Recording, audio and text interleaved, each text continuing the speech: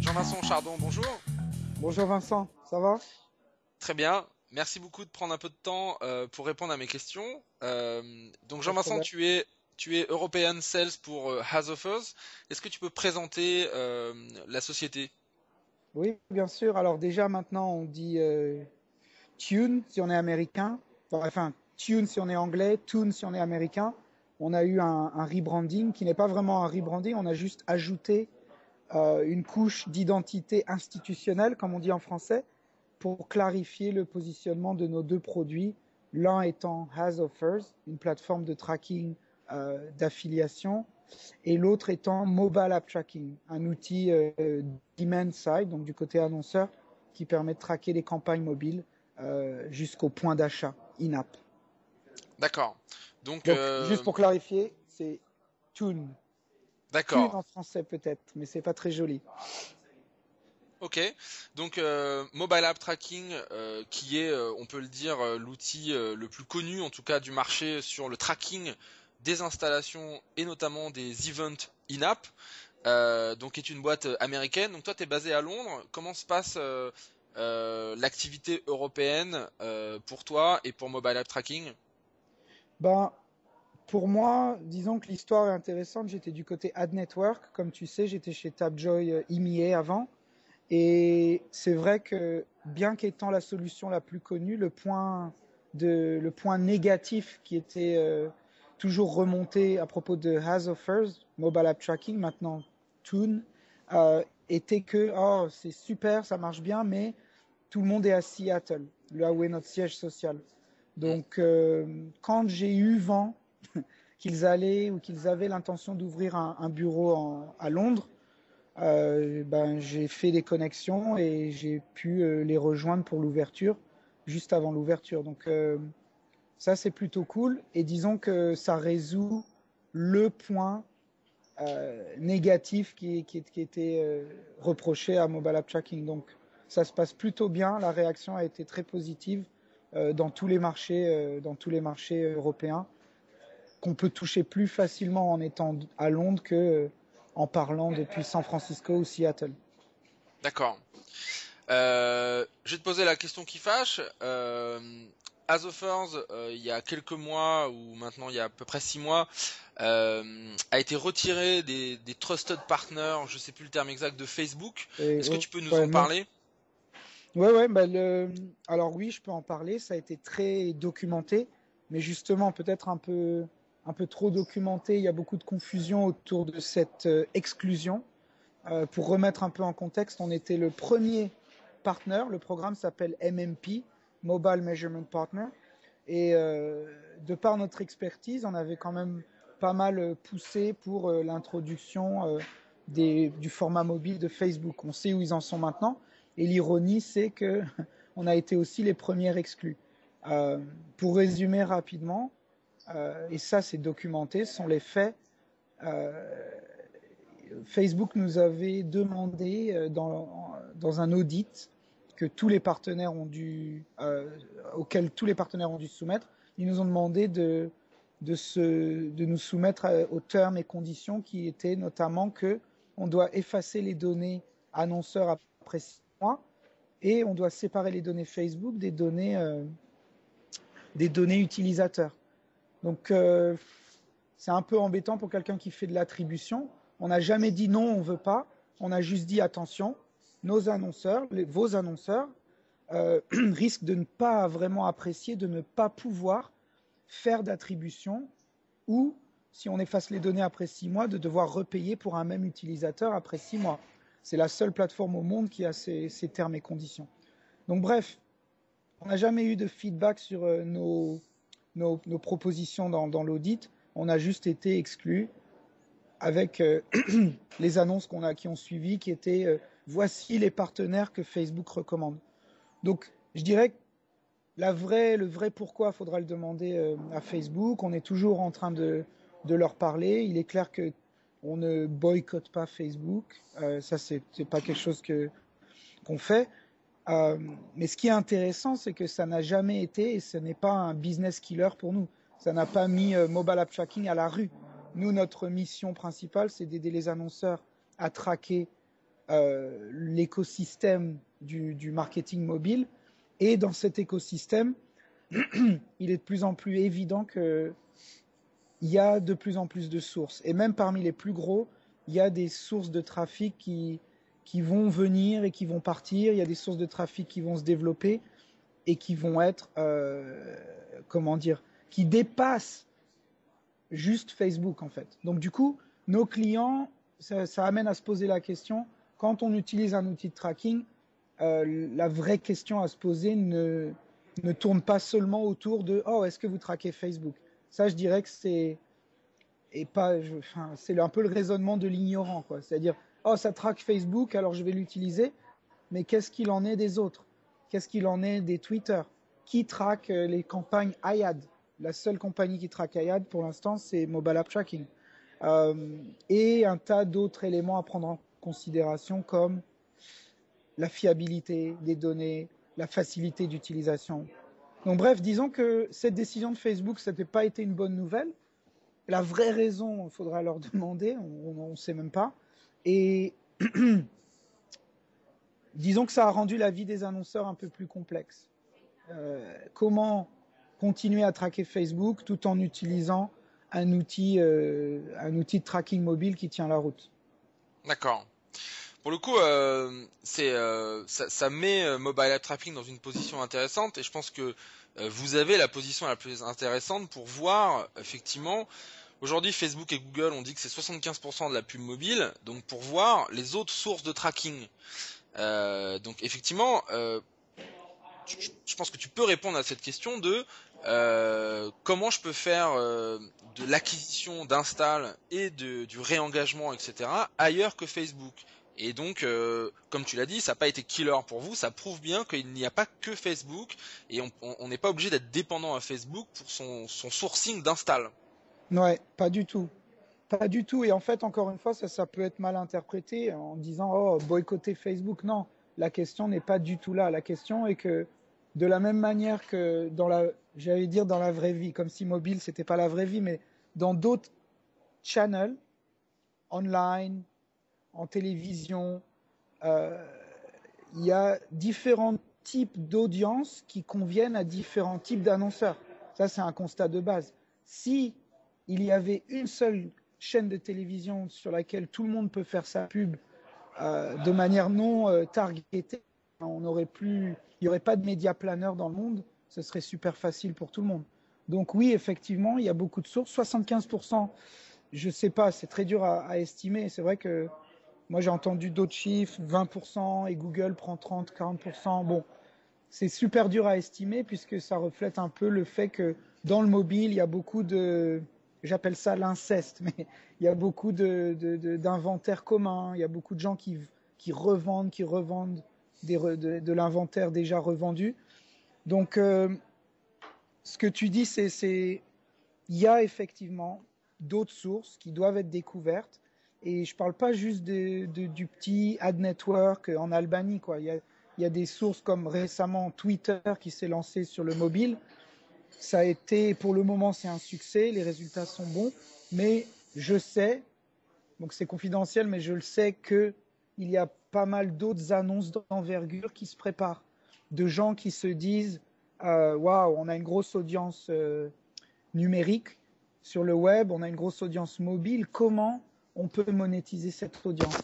Donc il y a des apps qui ont un niveau d'audience qui leur permet de proposer un produit d'app install ou de app promotion qui va avoir une masse critique intéressante. Et il y en a, je peux en compter 3 ou 4 de tête. Et il y en a d'autres pour lesquels je suis sûrement pas au courant. Donc, oui. Pour être plus concret, quel est votre business model? Et je crois que il suffit d'aller sur votre site, mais vous avez par rapport au volume d'installation une facturation qui est différente, et notamment une partie qui est gratuite pour quand on débute. Au final, il y a une partie jusqu'à un certain volume d'installation que vous facturez pas. Tu peux nous en parler? Oui, alors souvent notre business model est parfois mal compris puisqu'on facture ce qu'on appelle des attributions. Et nous, il faut bien préciser à ce moment-là que Le seul business de mobile app tracking, c'est de collecter des données relatives aux campagnes publicitaires mobiles pour les annonceurs ou leurs agences. De ce fait, on ne monétise pas les données de nos annonceurs. On les prend, on leur donne, c'est dans un coffre-fort, et eux, ils en font ce qu'ils veulent. Pourquoi je précise ça? C'est que sur le papier, on peut se dire, tiens, mobile app tracking est un peu plus cher, il facture pour les clics, il facture pour les installs et pour les in-app events mesurés avec mobile app tracking. C'est ça ce qu'on appelle des attributions. C'est pas plus cher, c'est juste que ceux qui proposent des tarifs moins chers, c'est qu'ils ont des modèles alternatifs. Les modèles alternatifs sont soit ils monétisent vos données dans des cadres de campagne de retargeting, soit ils font du tracking avec du DSP, donc ils monétisent le média que vous achetez, ou, ça c'est le secret, le dirty secret de l'industrie, c'est que certains qui se présentent comme des third party tracking neutres ont des deals avec les publishers, c'est-à-dire ils ont des deals derrière des genres de commissions. Si je suis un annonceur et que j'achète je traque mon inventaire sur un ad network X va remettre des commissions. Ça c'est un truc super tabou et je le sais, je peux pas le prouver à l'écran ou donner des noms, ça se fait pas, mais voilà, à un moment donné, il faut se poser la question, si quelque chose est 10 fois moins cher qu'une autre solution, tout en prétendant proposer la même chose, comment ils font? D'accord, ouais, tout à fait.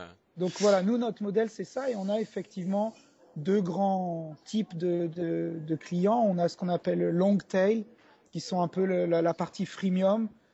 Tous nos clients long tail, ils ont 50 000 attributions gratuites par mois, ce qui correspond à $100 de discount. Et les autres, c'est volume. Donc c'est pas juste les uns et les autres, souvent des clients qui démarrent en freemium. Quand ils commencent à comprendre comment les campagnes mobiles fonctionnent pour eux et avoir des campagnes mobiles avec un ROI positif, les volumes augmentent, etc. Le happy ending, c'est je deviens un volume customer. Donc voilà, on peut switcher de l'un à l'autre sans trop de difficultés. Et sur le métier, donc encore une fois pour bien préciser, effectivement mobile app tracking traque des différents événements, click, install, event, mais c'est pas un ad server. Non. Alors, faut bien comprendre que il y a beaucoup de points communs avec l'ad serving qui sont mais là où on n'est pas un ad server, c'est que on ne contrôle pas la diffusion d'une publicité. En gros, l'annonceur qui utilise mobile app tracking, il rentre dans notre dashboard, il crée un lien de tracking pour tel publisher ou telle régie comme la place média et il vous l'envoie. Et de là, vous diffusez la campagne en utilisant probablement un ad server si vous faites du display. Donc, bien entendu, l'infrastructure derrière mobile app tracking est très proche de celle d'un ad server. La logique d'organisation des campagnes est également très proche. Les redirects, enfin, tout le vocabulaire est similaire. Mais techniquement, on ne s'appelle pas un ad server. D'ailleurs, dans le mobile, on fait partie de la famille des analytics.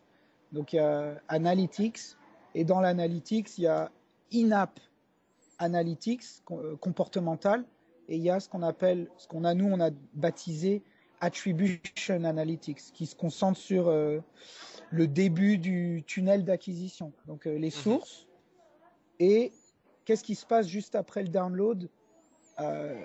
Le tracking mobile est particulier, n'a rien à voir avec le web, et il y a deux méthodes, soit par le device ID, soit par le fingerprinting. Est-ce que tu peux expliquer comment mobile app tracking fonctionne? Oui, alors tout d'abord, c'est exactement ce que tu as dit. La raison d'être de compagnies comme mobile app tracking est que justement, les pixels, les techniques de tracking, j'ai envie de dire traditionnelles du web ne fonctionnent pas. Les pixels sont tués par les apps et les app stores. Donc, ceux qui ont essayé se sont bien ramassés, quoi. Ça marche pas. Et c'est ça qui fait qu'on existe. On utilise, alors, tu as dit soit ou soit. On utilise fingerprinting ou soit device ID. Je vais juste corriger un peu ça. C'est que, historiquement, et tout le monde aujourd'hui est un peu au même niveau, mais historiquement, tout le monde a fait du fingerprinting. Nous, ce qui nous a démarqué dès le début, c'était de combiner autant de techniques de tracking possibles en simultané. Donc aujourd'hui, on utilise trois principes, trois techniques différentes. Et dans la majorité des cas, c'est-à-dire dans la majorité de nos relations avec les 500 ad partners qu'on a, on essaye d'utiliser les deux ou les trois en même temps. Donc les trois sont un click referrer, donc ajouter des paramètres au moment du clic. Ça, tout le monde comprend plus ou moins. Fingerprinting, c'est collecter un tas de données, de paramètres au moment du clic. Et puis quand l'app est ouverte, de deviner que c'est le même utilisateur parce qu'il a cliqué depuis 1000 ans sur un iPhone 5 à telle heure avec un timestamp, etc. Donc on arrive à dire ouais, à 92% c'est le même utilisateur. Et la troisième technique qui est quand même, je dirais, la plus probablement solide, c'est le device ID. Mais j'insiste qu'il n'y a qu'en combinant deux ou trois techniques qu'on peut prétendre être à 100%. Donc quand il y a des boîtes qui disent nous on utilise fingerprinting comme si c'était une révolution technologique, c'est un peu inquiétant parce que selon la plateforme, ça ne peut être qu'à 85% fiable. Donc Device ID, c'est aussi un sol un peu mouvant. On sait tout ce qui s'est passé du côté de Apple avec UDID, MAC adresse, IDFA, le fait qu'ils allaient peut-être supprimer l'IDFA à des fins de tracking. Maintenant, ça a été clarifié, notamment grâce à nous et notre relation avec Apple et IAD, etc. Tout ça, c'est lié. Apple a finalement dit il est OK de faire du tracking en utilisant l'IDFA, c'est officiel. Et de l'autre côté, Google, aujourd'hui, le 1er août, il passe à la Google AID. Donc, ce qui est la réponse, ou du moins l'équivalent sur Google de l'IDFA. C'est un device ID unique, mais qu'on peut reset en tant qu'utilisateur. Donc, pour des questions de privacy, privacy, comment on dit, de données utilisateurs, voilà, de confidentialité des données. D'accord. Et pour finir, dernière question, quels sont vos plans pour cette année et l'année prochaine? Donc là, bon, vous avez annoncé pas mal de choses avec Tune, mais peut-être en termes de produits, est-ce que tu peux nous dire un peu où est-ce que vous souhaitez aller, sachant que il y a une grosse consolidation sur le marché. On a vu que Fleury récemment s'est fait racheter par Yahoo. Vous avez dû regarder ça avec intérêt. Voilà, quels sont vos projets, quelle est votre perspective? Bah, disons sans être dans le, comment on dit, comité de direction. Je viens juste de rentrer de Seattle et je pense que les ambitions à la tête de Mobile App Tracking, et ça c'est mon commentaire, sont très hautes. C'est-à-dire que toute la boîte, donc c'est depuis les dirigeants jusqu'aux ingénieurs qui développent les outils, sont absolument convaincus que ce qu'on fait est utile pour l'industrie mobile, pour l'écosystème mobile. Du coup, les ambitions sont très hautes et tu vois, sans jouer le devin, je pense pas que l'objectif à très court terme de Mobile App Tracking soit d'être racheté très vite et de faire quelques millions, quoi. Donc juste pour dire que si tu lis les interviews du CEO de Mobile App Tracking, Peter Hamilton, il explique bien, donc c'est public, je ne trahis rien en disant ça, que on est souvent approché par des grosses boîtes traditionnelles qui disent waouh, il y a un truc là, il faut qu'on s'en saisisse rapidement. Et nous, pour le moment, ça n'a jamais été encore le moment. Tu vois, donc quand on voit d'autres acquisitions, c'est bien. Ça ne fait que conforter notre idée qu'il se passe quelque chose dans ce domaine. Et bien entendu, Yahoo qui rachète Fleury, c'est pas une surprise du point de vue de Yahoo. Ils vont survivre s'ils font du mobile. Et pour Fleury, je pense que vu qu'ils étaient là un peu avant tout le monde, opinion personnelle, je pense que c'est un bon moment, quoi. Parce que parfois, après le moment, c'est plus le moment. Donc, je connais pas mal de gens qui travaillent ou qui ont travaillé à Fleury et je pense que ça va être très intéressant et je pense que c'est un très bon achat pour Yahoo, en fait, pour activité mobile. Et, enfin, faut voir, voilà, faut voir tout le monde qui utilise Fleury quand même. Super. Bah, Jean-Vincent, merci beaucoup de ton temps et on souhaite un bon développement européen à As of First, Thune, Mobile App Tracking. Ouais, merci Vincent, à bientôt à Paris ou à Londres.